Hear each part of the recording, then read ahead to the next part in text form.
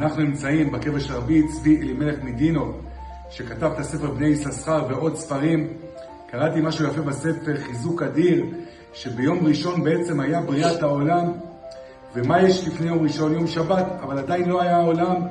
זה נקרא רצון שברצונות.